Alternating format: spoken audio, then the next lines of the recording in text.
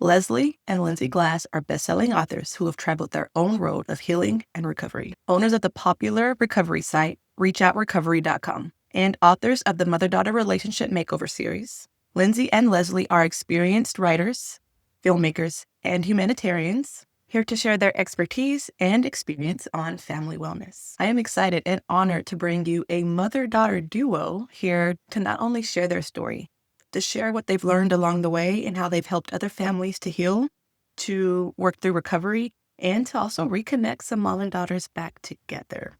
So let's bring in Leslie and Lindsay so that you can learn what their story is and how they healed and reconnected their relationship and their views on the mother-daughter relationship. Okay, and we have Leslie and Lindsay here with us today, and I'm like so excited for you guys to hear their story and hear what they've created based off of it. So introduce yourselves. Tell us about who you are. Well, I'm Leslie Glass. I'm the mom. I was a mystery writer for a lot of years and wrote 9 New York Times best-selling mysteries, and my job was killing people for a living. And I was pretty good at killing people for a living. And I think what's important to know about me is that my mom died before Lindsay was born. So, and Lindsay was the daughter that I wanted so, so desperately. So I was a mystery writer writing killing people while raising my fabulous daughter. And later in life, when Lindsay started going through her troubles, I switched my career. So, and I became a recovery person trying to help people rather than to kill them. So that's basically my story. Lindsay, what's your story? Wow. So hi, Lindsay. Obviously I'm a daughter, born and raised in New York City, and spent a lot of my adult life in Los Angeles. I have been a screenwriter. I have been a blogger. I am an author now. And a huge part of my life has been devoted to recovery, because of my own recovery. And because I just really found that sharing everything that I had gone through and everything that I had learned was really what I was most passionate about. That I love both of those, but um Leslie, Yes. killing people and being very good at it. Like that's a really cool fun fact. And I like how you share that. Well, I started out as a gossip columnist and for New York Magazine, and then I realized that if I wrote fiction, I would be telling the truth a bit better. So I started writing. So I wrote mysteries, but I also wrote novels about like regular people, like relationships. So I've written 12 novels. Yeah. That's really cool. You guys have lived very full lives. Yes, yes, we have. Yeah. Well, share with us about your relationship today, and that way we can kind of go backwards to hear what happened and how you guys got here. Absolutely. You want me to jump in on I this one? do, Lindsay. What is our relationship like today? Well, this is what's so important for anybody who's even considering this kind of work to understand. Our relationship today is not perfect. We still do some of the things that we are not supposed to do. We can fall back into codependent patterns. We can be controlling. We can do the thing, but we have tools today. We have a toolkit. We are kind to each other. We respect each other. I believe that is one of the foundations of a healthy mother-daughter relationship is that basic respect. We don't say things to each other that are hurtful. We don't call each other names. We don't scream. And when we do have our moments that get a little tense, 99% of the time, one of us immediately goes, all right, I'm going to take a walk, or I'm going to step away from this and we're going to come back to this at a later time because we know how to de-escalate now and we don't want to escalate. So I'll finish my answer with this is that our relationship today is great. It's loving. It is supportive. We trust each other. But all of that was rebuilt and all of that creates work. And we still, to this day, check in with therapists, coaches, about our relationship with each other, about our relationship with other people, because it's kind of like addiction recovery, it's ongoing. Right? Yeah. Leslie, do you agree? I Would you do describe? agree. I do agree. I do agree. I think the most important thing in any relationship is trust. Does this person have my back? Can I tell the truth? Can I be honest? Can I be honest but kind? Kind but honest. And I think that that's what's really important in our relationship, because for so long we tried to fix the other person. We tried to make the other person the way we wanted the other person to be. Would you agree with that? Yeah. Now we don't do that anymore. It's literally, I'm gonna give you an example of today, okay? So, Lindsay said to me, our interview is at 3 o'clock, right? Our interview is at 3 o'clock. And I knew that our interview was at 2 o'clock, but I did not want to correct Lindsay. I said, "Did you check?" And she said, I know it's at 2 o'clock. And 3 I thought, 3 o'clock. And I kind of let it go, because you don't want to be too directive with the other people in your life. Because I figured she would check. I did check. She did check. And then she came back and she said, it's at 2 o'clock. You were right. And then she said, you're always right. So I think the key to healing our very tumultuous relationship was getting to the point where I don't have to tell Lindsay what to do, right? Mhm. And and also be able to say, you may be right. You may be right when things get hot. And I think that was one of the first things that Lindsay did to start de-escalating our tumultuous conversations. You may be right, Mom. Yeah. So our relationship is kind of what you want a relationship to be. And when we get tired of each other, we just, do our own thing. And I mean, that's very real. Every relationship has conflict. Like, it's inevitable, and it's even a part of healthy relationships. Oh, absolutely. I mean, groaning when the other person is driving the car, making faces, that kind Yeah. of thing. Yeah. Yeah.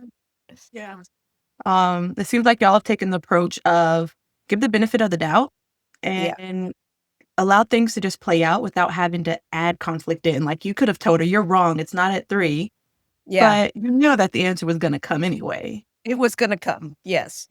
That knew she would get to it Yeah. on her own. Yeah. Okay, so let's go all the way back to the beginning, because then I want to see how you guys built it back up. So you say the relationship was tumultuous. What was going on? What happened? And what kind of broke you guys apart? I'm gonna start here.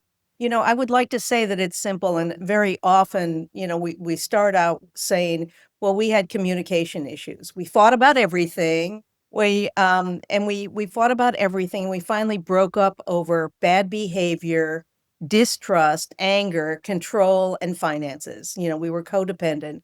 But the reality of our breakup is much more complicated. So, you know, relationship breakdowns really occur over a long period of time. And many can be repaired along the way if you have the red flags and you know what to do. So as a mother, having a child who is struggling, you don't want, you want to be aware of those challenges and struggles and kind of address those and be the safe place for your daughter as challenges arise. But many mothers don't know how to repair this. They don't know how to create the safe space of trust. So I mean, in our case, I'm You want me to jump in? yeah, you jump in Okay. here. So there was a lot of, and every time we answer this question, it's a little bit different, which is why it's such a fascinating question. When you're talking about, I'm in my 40s. So we're talking about, really like 40 years here of development. So I think some of the really big things that played into our family was, I think the whole family had bad communication. We were the kind of people that were judgmental, had to be right, a lot of pointing fingers. I think there was a bit of issue between the boys and the girls in our family, and that created a lot of conflict for us as well.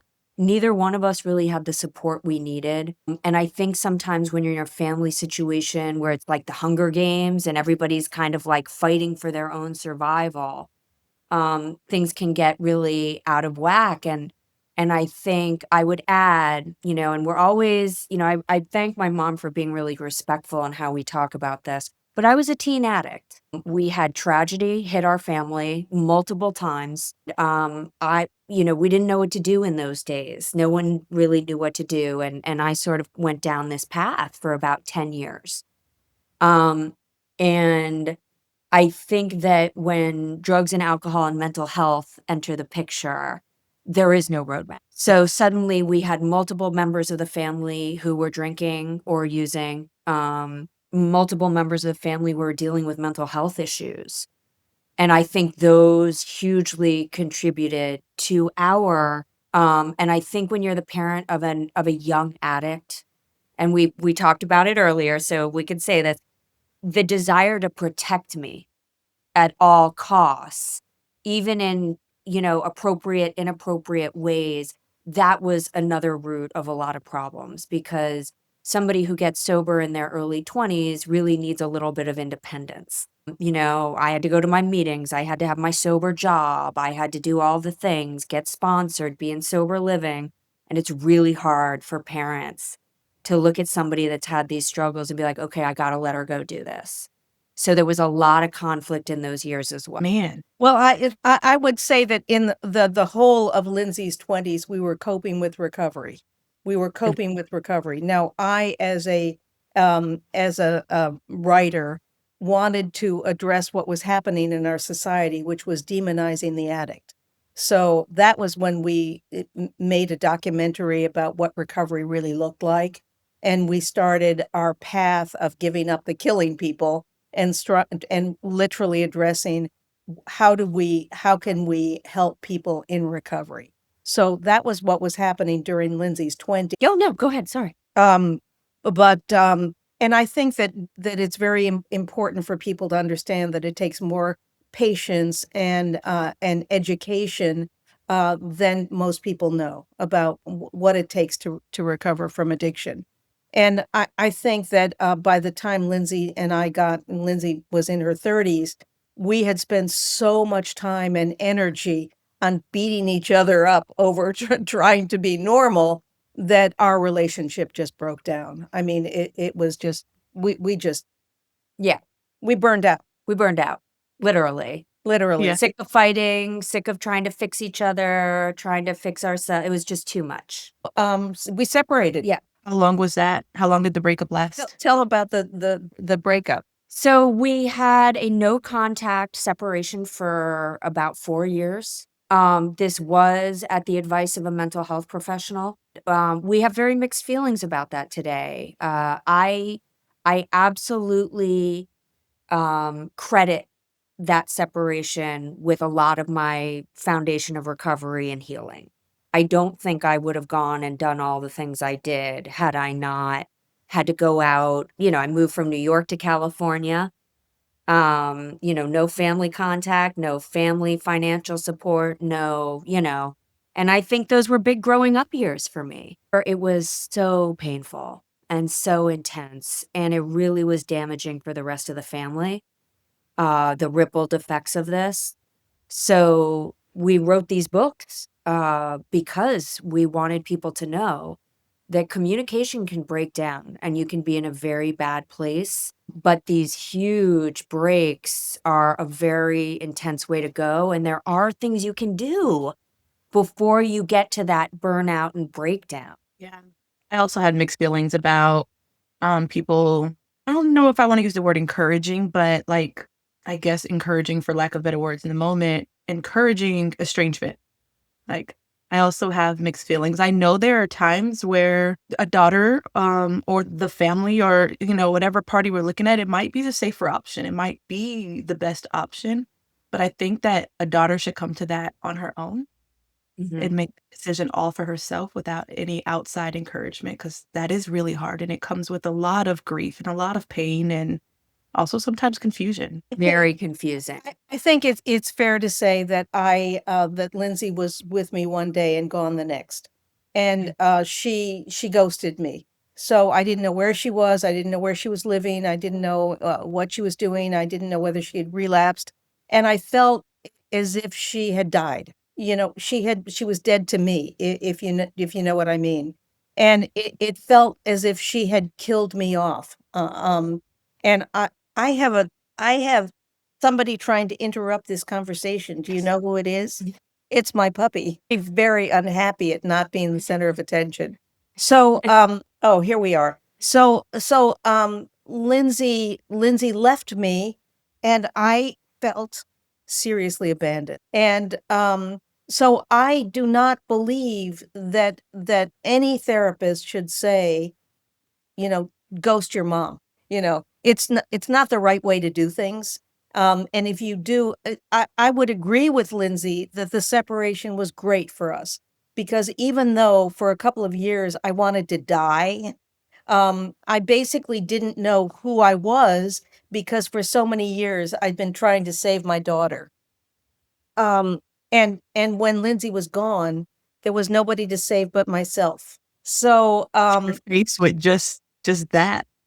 yeah, I'm faced with who am I? What am I? She's not here anymore. How am I going to live my life? Lindsay has created what she calls the recovery lifestyle. And I think we wrote the book The Mother-Daughter Relationship Makeover, because this is what we went through. And we basically wanted people to understand what can get between mothers and daughters. What there's so much about the relationship that we don't know. Who was our mother? What traumas did she go through? What are the lies, secrets and lies she's not telling us about her own life? So, if you don't know the whole story of your mom, and she has a completely different personality, wow, there's so many ways that the relationship can go wrong. In our case, the relationship went wrong. And I really do have to say, although Lindsay didn't say this, that the men in our lives really, they made it difficult. They were jealous of our relationship too. Would you say that? Would you agree with that? I would say that we love them very much, but they were complicated and didn't always make our relationship easier. They were not there to mediate, and I think, yeah, it was, without throwing anyone under the bus who isn't here to defend themselves, there was an element of despair over not getting the support we needed sometimes. And I would go back to saying that when you break up, there should be a negotiated separation. Well, let me interrupt that one. Because I want to be really clear. And we talk about this in the book. If somebody's really toxic, if somebody is untreated and making you very sick yourself, if you're in an someone in your family's unsafe, whether it's mom or daughter, that is someone you have the right to detach from and never deal with again. So we are not telling you, if you have an abusive mother or daughter, if you have a mother or daughter who's severely mentally ill and won't take care of herself, if you have a mother or daughter who you've said, I don't want to be around you if you're using, and they won't stop. These are line crossing items, and they deserve real consideration. But what she was trying to say, and I agree with, had we had a mediator be able to come in and say, look, because we were working together, Lindsay needs to go off and do what she needs to do. Because it had gotten so emotional between us. We weren't able to have these conversations. In hindsight, she's like, well, why didn't you just tell me what you wanted? And I'm like, well, why didn't you just? But it's not like that when you're in it. So had we had a mediator that came down and said, Leslie, she needs to move. She needs to go do something else. What are you comfortable with her leaving the company for a while, going and starting something else? And somebody saying to me, hey, are you really understanding? Do you not want to have contact with her, or do you just want to change the relationship for a while so that you can have you can both have the break that you need to kind of let time do time? I really believe, time doesn't heal all wounds, but something happens with time. It's just a fact. And one likes to believe if you're healthy, you get less angry, you get less enraged. So anyway, I don't want to go on and on, but I just wanted to add that piece. Yeah. And I think in a perfect world, having that happen and letting estrangement or no contact be like a mutual decision would be great. Yeah. Well, Yeah. I would like to reiterate what Lindsay said. If she had just, I was happy to have her go. I would have Yeah. been really happy. You want to go to California? Great. I'll help you. I'll do whatever you need to get resettled there. But she didn't ask me. Yeah. She didn't say, I'd like to leave. I'd like to leave. Yeah. But just I was fully supported. prepared to support her and have her go, but she didn't ask me. So I think that's where communication comes in. Where right now, if she said, "Mom, I really need to get away from you," I'd say, "Fine." Yeah. You Yeah. know, it wouldn't be a hostile. Yeah. It sounds like there was room in your relationship for low contact versus going completely no contact. And I'm so glad you said it. You said that because when we talk about alienation, and what we talk about in the book as well, is you can decide how much contact you want. You can decide what makes you comfortable in your relationship. Do you want to talk once a week? Do you want to talk once a month? Do you want to just have birthday cards? Meet on holidays, or you can, have daily meetups. I mean, it depends on what you're comfortable with. Right. Yeah. So you have this 4-year gap and there's no contact. You guys have not seen each other. You have not spoken to each other. Essentially, you don't know what's happening in each other's lives these 4 years. That's correct. Who initiated contact first and how did the repair start? I did, and I also think it's important to know, because this is a huge part of the story.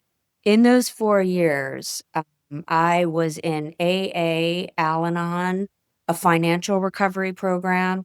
I was in therapy. I had a coach. I did EMDR. I did inner child work. I did cognitive behavioral therapy. I did silent retreats. I did yoga retreats.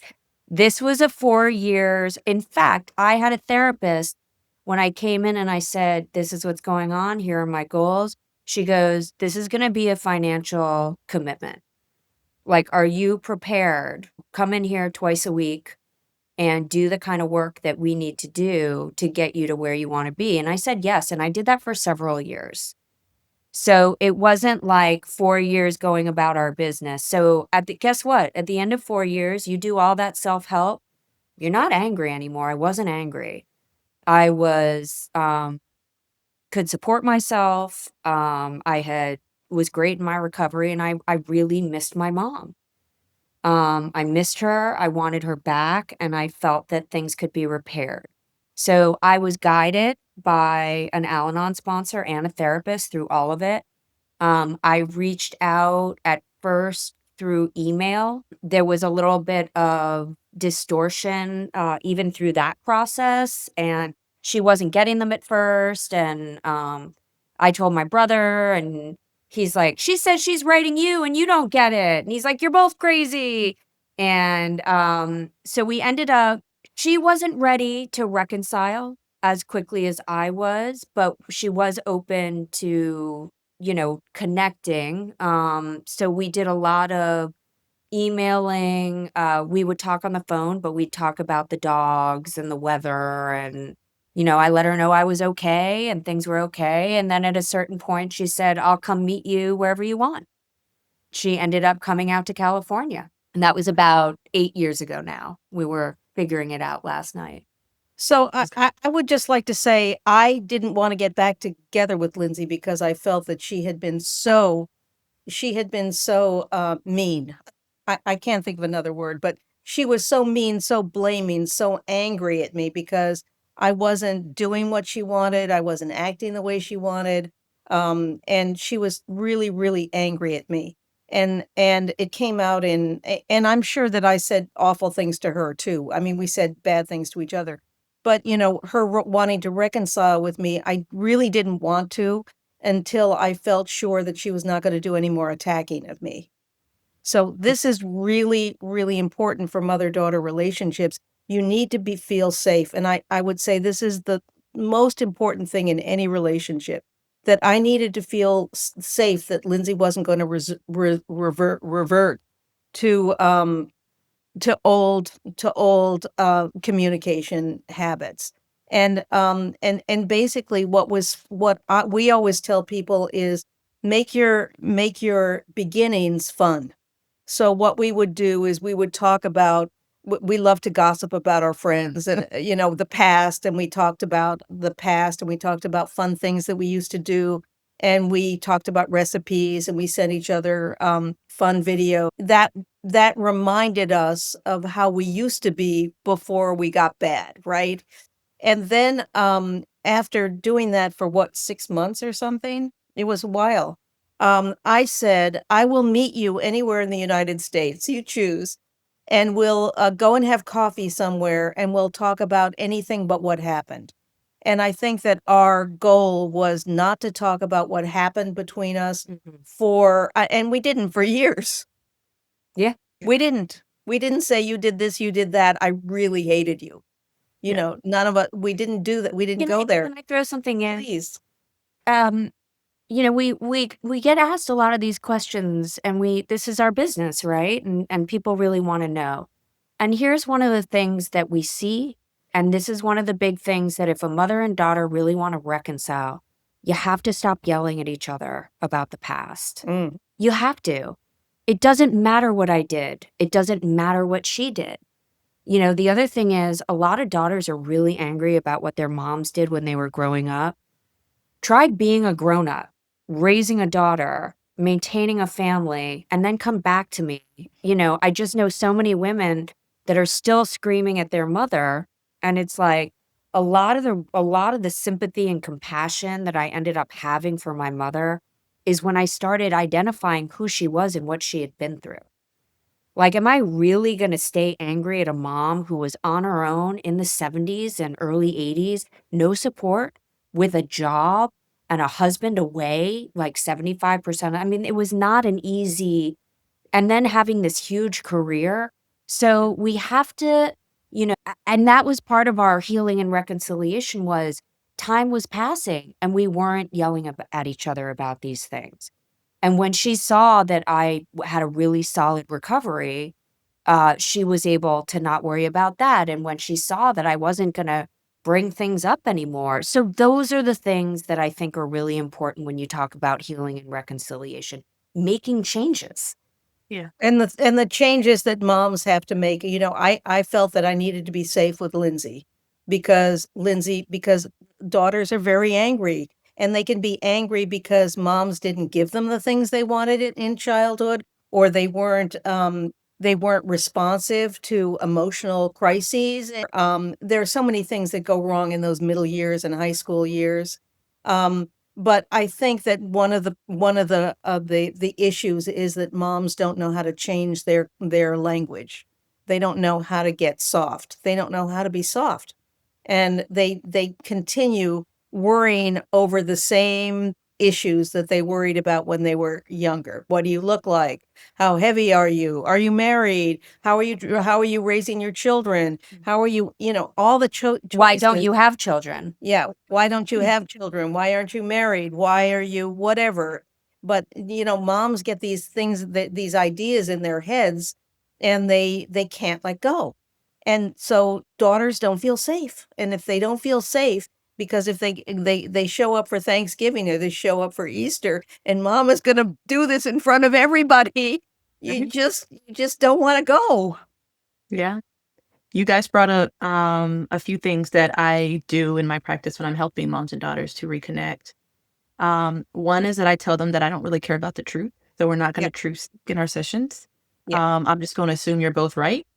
And so we can stop deciding who's correct. I'm going to take the approach that you're both correct. And so let's actually hear the experience.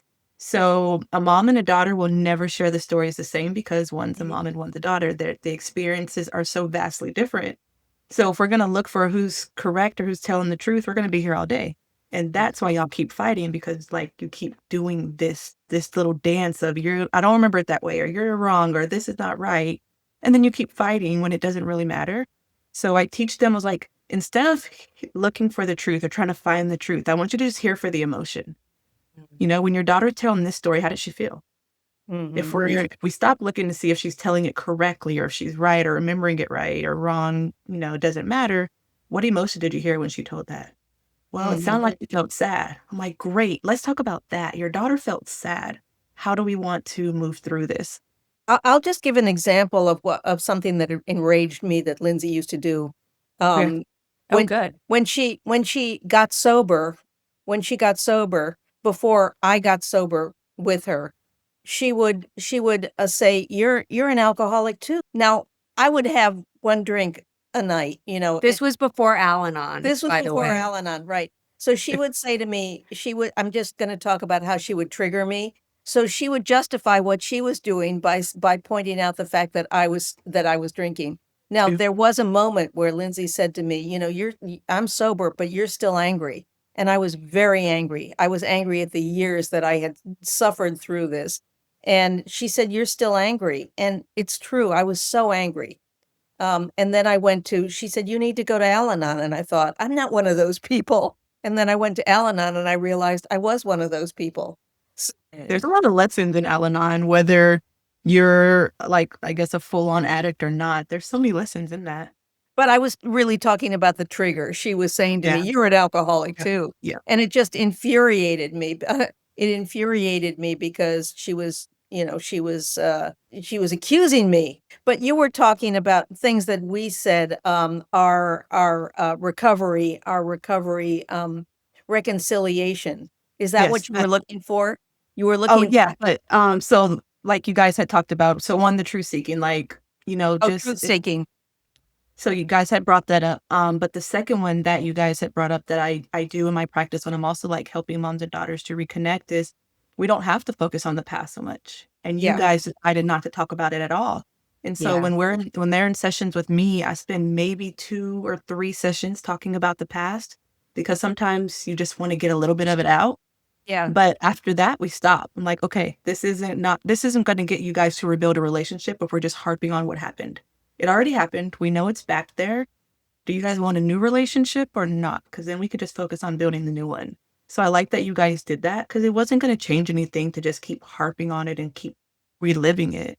We still try not to talk about the past. I mean, Yeah. we Which still is very hard when you get interviewed about it over Right. and over, Oh, but, yeah. what Yeah, people ask us, "What happened? What happened?"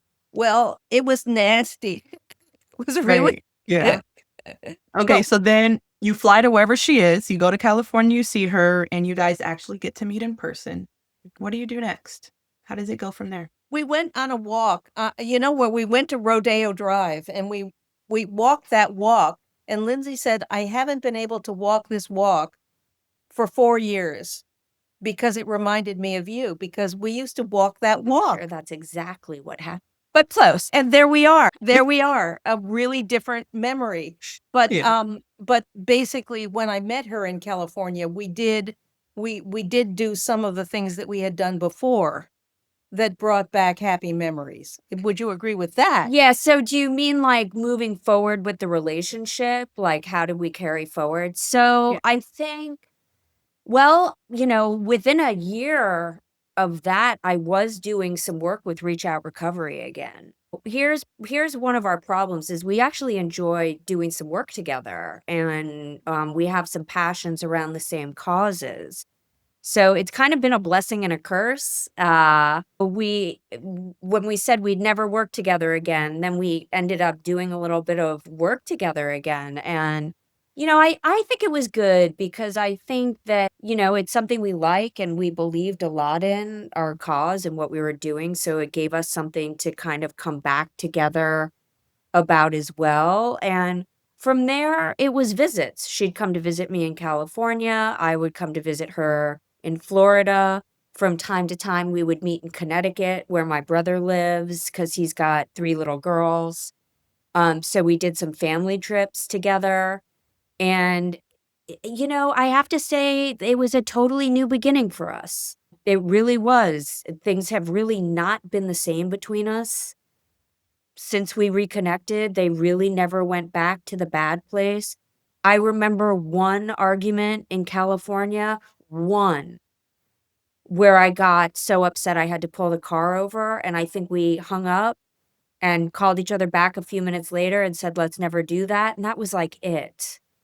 And again, not that there isn't a heated moment here and there, but it's very quickly followed with, all right, let's not, it isn't, the passion isn't there. What I'd like to talk about for a minute is writing. So I don't know if you use that in your therapy, but I think that Lindsay and I really we started our recovery together writing, because so much of recovery is about writing. What are you feeling, and identifying your feelings? And that's something that we write about both for Reach Out Recovery and writing about in our books, in our recovery books, in our mother-daughter book. But I think that Lindsay and I we had connected initially around writing because I taught her what I knew about writing, and then she carried on writing in her own career. It's something that is at the foundation of who we are, really. And then I think that writing the books, writing together about trying to uncover the truth.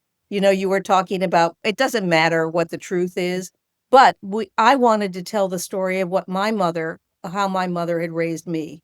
And so I wanted to show what was my story, what was Lindsay's story, and we each wrote our own story. We each wrote about, and you wouldn't even know that we were connected because our stories are different and the same.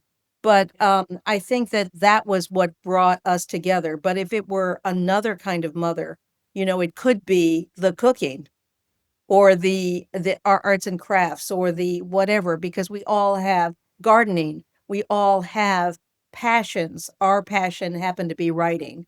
And that's what brought us together. And also the powerful need to know what happened. But, we don't like to talk about what happened, but we can write about it. It's safe Yeah. to write about. Yeah. I do teach moms and daughters about writing to each other, especially moms of teen daughters, because sometimes it takes the pressure off of having these big conversations that need to be had, but they can either cause anxiety or just being afraid to have them or not really knowing how. So I do teach moms to start a journal with her daughter. Mhm. And so Together. yeah, and that way they can kind of write back and forth with each other and Oh, share that's different cool. inside the journal. And so that's how I start with the writing. But I agree, writing it takes away so much pressure.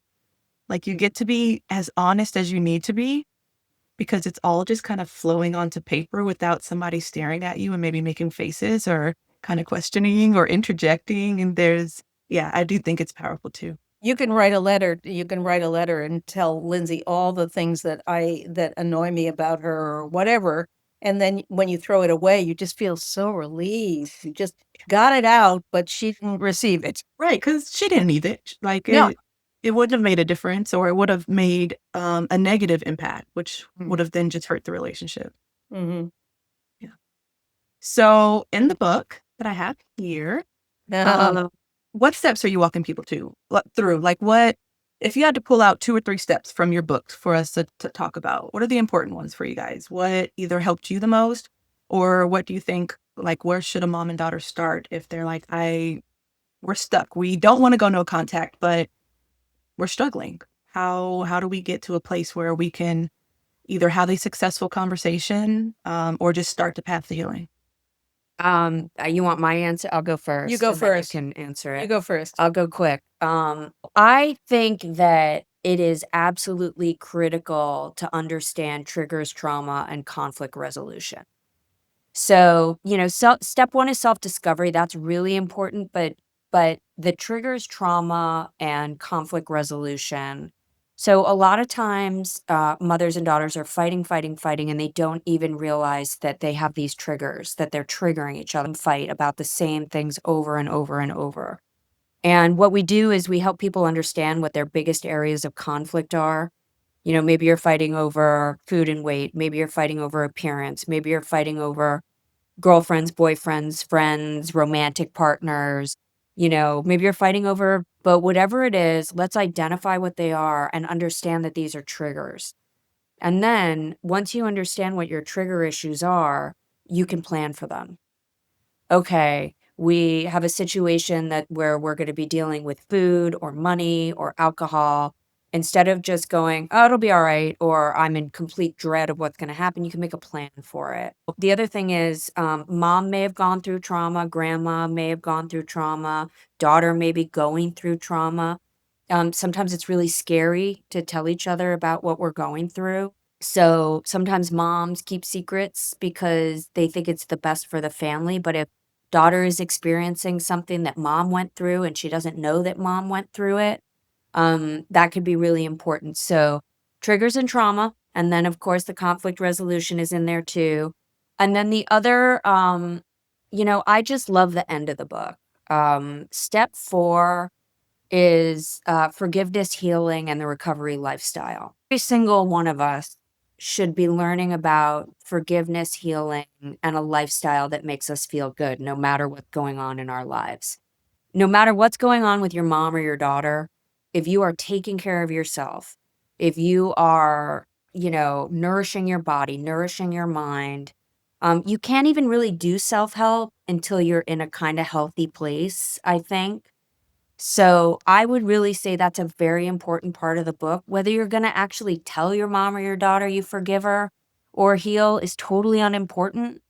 But if you can start thinking about these things on your own while creating a life where you're getting what you need, even some of the things that you're not getting from mom. So one of the great things a therapist said to me in the years we were separated was find other women to be around. My dad had a girlfriend at the time that was very good to me.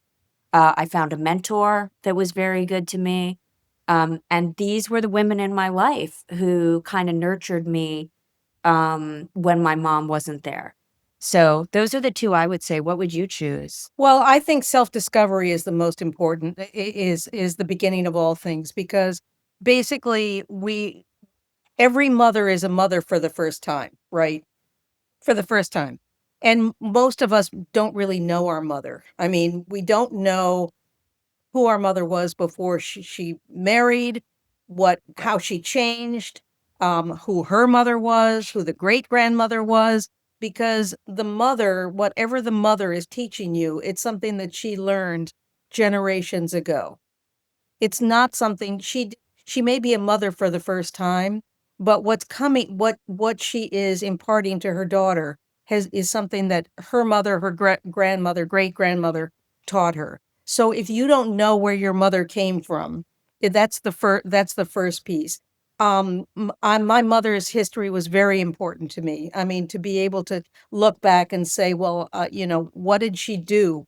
What, she was a laissez-faire mom. She kind of let go, but she was a civil rights activist. She was on the bus in Alabama, and it was something that I could be incredibly proud of later in my life. At the time, I felt kind of abandoned, but to be able to look at who my mother was, what her beliefs were, why she did what she did, and then look at the difference of my personality and her personality, and the things that how we gelled, how we didn't gel. I think every mother and daughter should be able to say, what's her emotional style? What's her communication style? What is mine?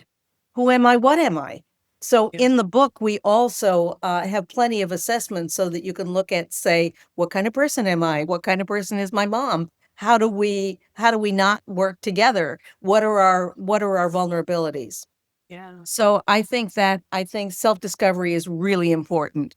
You talked about triggers, and you gave the other three. So mine is, you start with beginning to learn who you are, who you are. Yeah.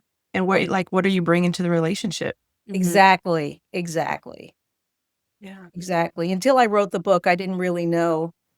I didn't know my mother. She died when I was 25.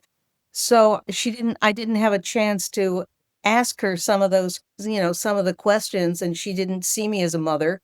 She didn't have time for that. So, being able to, look back in the history of my mother, my grandmother, my great grandmother, great great grandmother, what they had done, then I was able to say, oh, this is where I come from. This is who I am. Yeah. So Yeah. that I They think that's influence who you became and how you've shown up.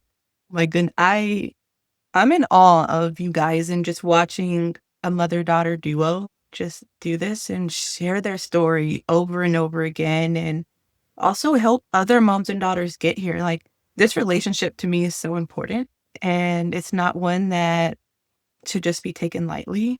And so I love that you're teaching moms and daughters how to reconnect and like how to rebuild this relationship, and that it's okay to start over again.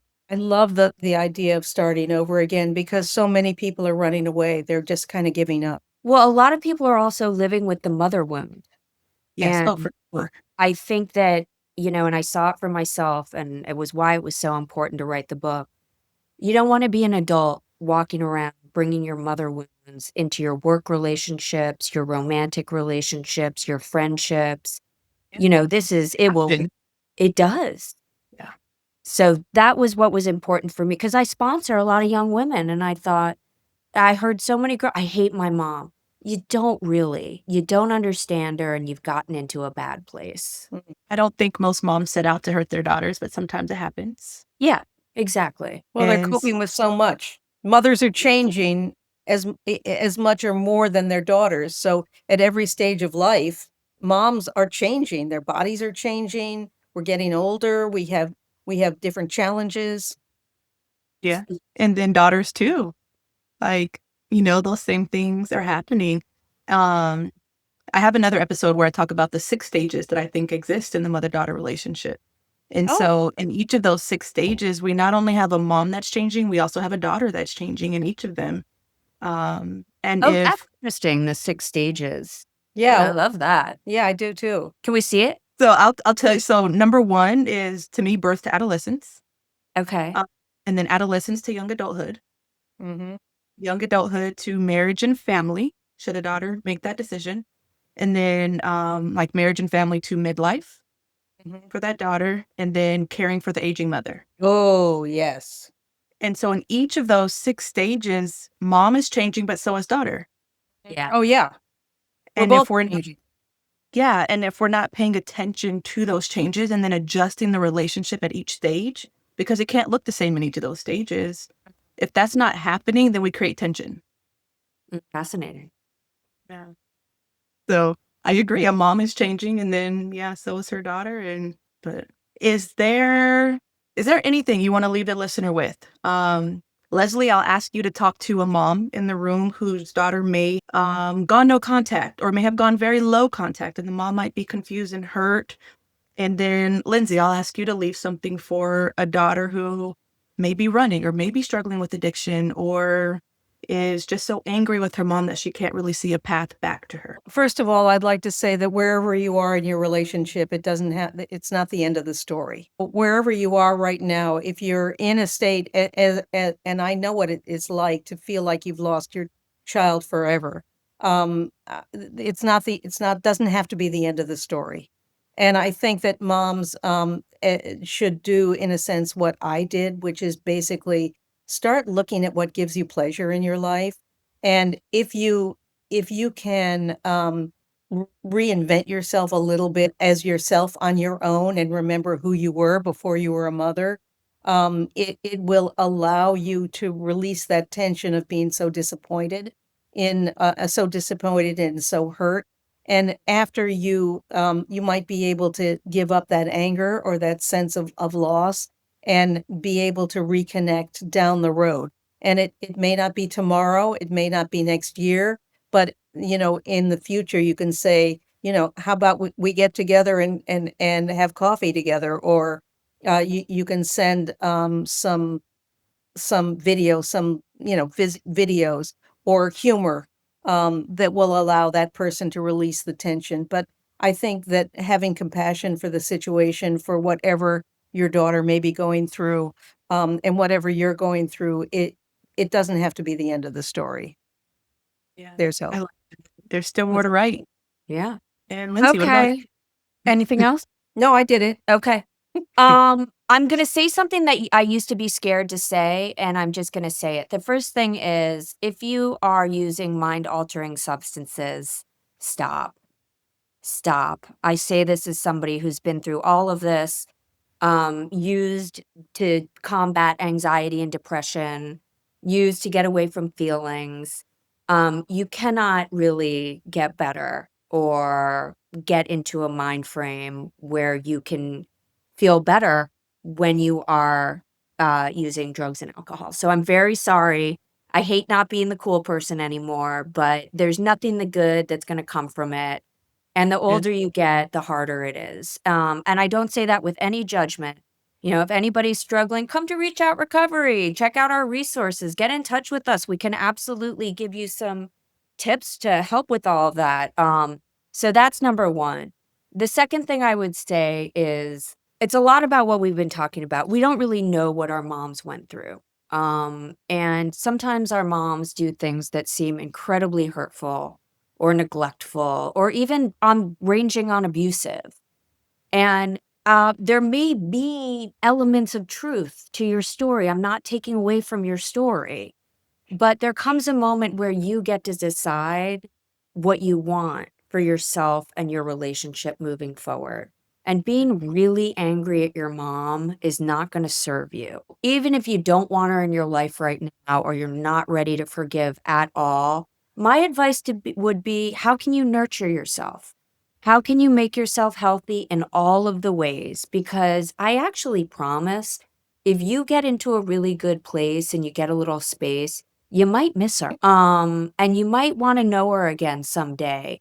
So I'm not saying it happens quickly. I'm not saying, but, definitely, get yourself into a mindset where you're thinking clearly, nurture yourself with all the things you need, and really find some ways to let go of that anger, having nothing to do with her just because it's unhealthy to hold it in. Can I I add? love that, both of you. Yeah, please add.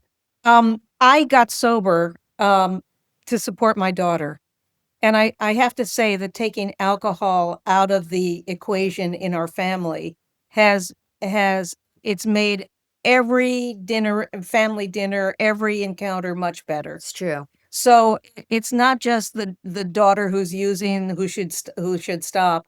It's like if there's alcohol in your family's life, there's going to be drama. There is going to be drama, and there may be conflict. So yeah, I know, Max. So a mom giving up alcohol, it may be the hardest thing you ever do, but there are some steps that you can take to ensure that your relationship will be better. Thank you guys for coming and sharing your story and, the resources that you guys have created. Our pleasure. Well, thank you. Thank you. Yeah, and anybody who wants, go to Reach Out Recovery and check out our books, our mother-daughter relationship makeover series, always on sale on our website, and we think it works. Yeah. It's worth a shot, worth giving it a try. Yeah. Thank you so much for everything you do. Yes. Well, that is what I have for you today. I hope you enjoyed this episode and liked hearing a mom and daughter duo together talk about recovery and repair and reconnection. I will catch you in the next one.